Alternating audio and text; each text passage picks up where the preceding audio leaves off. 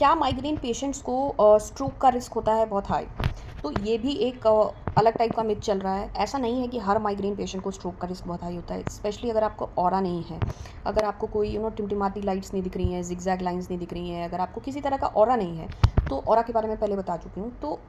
Less likely to have any stroke link. जो migraine with aura patient होते हैं ना, उनको स्मॉल इंक्रीज देखा गया है कि उनको स्ट्रोक का रिस्क होता है, but even that is like very small risk. अब किस पेशेंट को सजगता होनी चाहिए माइग्रेन पेशेंट को कि भाई हाँ ठीक है, मुझ में स्ट्रोक का रिस्क जो है वो बढ़ सकता है। अगर एक फीमेल है 45 ईयर्स से कम एज की हैं, बर्थ कंट्रोल पिल्स ले रही हैं, स्पेशली एस्ट्रोजन की मात्रा बहुत ज़्यादा है उस बर्थ कंट्रोल पिल में, स्मोकर हैं, एविड स्मोकर हैं, उसके बाद घर में they have history of long standing heart problem, stroke, heart attack, इन सब की हिस्ट्री है, क्लॉटिंग डिसऑर्डर्स का प्रॉब्लम है, सीरम होमोसिस्टीन बहुत हाई है,